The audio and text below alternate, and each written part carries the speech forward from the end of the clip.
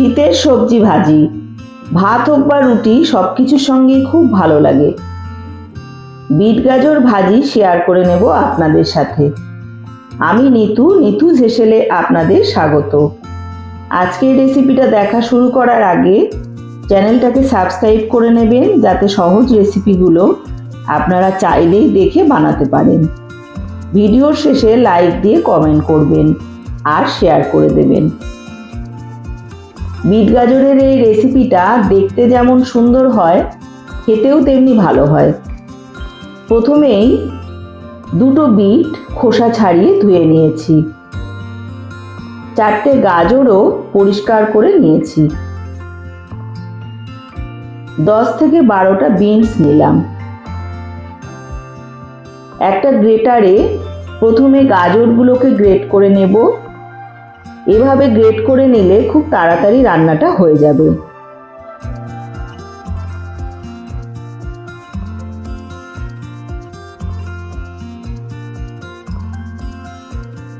তারপর বিট দুটিকে গ্রেট করে নিলাম।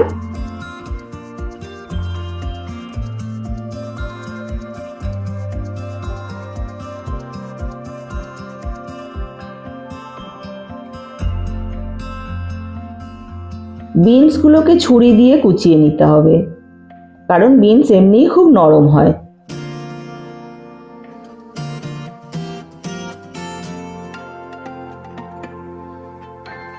একটা বড় সাইজের পেঁয়াজ কুচি, কিছু মশলা নেব, খুব সামান্যই মশলা, যেমন কালো জিরে, লবণ, চিনি, হলুদ গুঁড়ো। কড়াইতে তেল দিয়ে গরম করে নেব। তেল গরম হলে 1 চামচ কালো জিরে ফোড়ন দেব। ফোড়নের সুন্দর গন্ধ ছাড়লে কাঁচা লঙ্কা কুচি, পেঁয়াজ কুচি দিয়ে ভেজে নেব।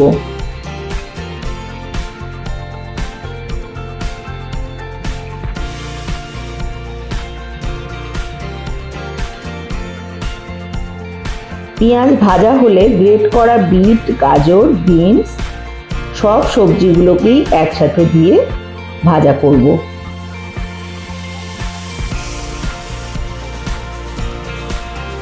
অলরেডি যারা আমার বন্ধু হয়ে আছেন, এমনভাবেই তারা আমার পাশে থাকবেন। যারা এখনো বন্ধু হননি, তারা আমার চ্যানেলটাকে সাবস্ক্রাইব করে বেল আইকন প্রেস করে দেবেন। নিত্য নতুন রেসিপি পেয়ে যাবেন সবার আগে। আমাকে এগিয়ে যেতে সাহায্য করার জন্য অনেক ধন্যবাদ আমার সকল বন্ধুদের।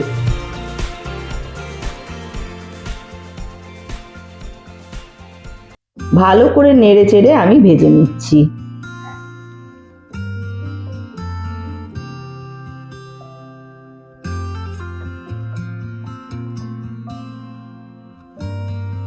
এক চামচ লবণ দিলাম।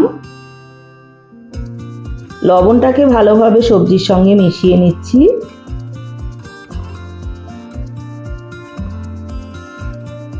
হাফ চামচ হলুদ গুঁড়ো দেব।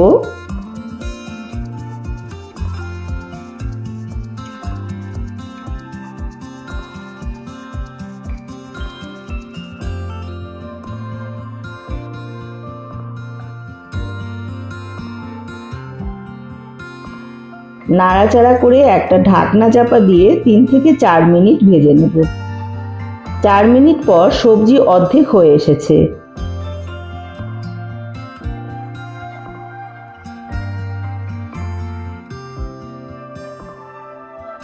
এই সময় 1 চামচ চিনি দিয়ে আরো একটু শুকিয়ে নেব।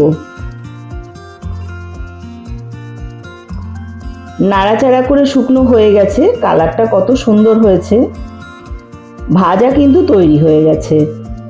ভাত, রুটি যেটা দিয়ে ইচ্ছা পরিবেশন করতে পারেন। সুস্থ থাকবেন, ভালো থাকবেন। আমি নিতু, আবার আসছি পরের রেসিপি নিয়ে।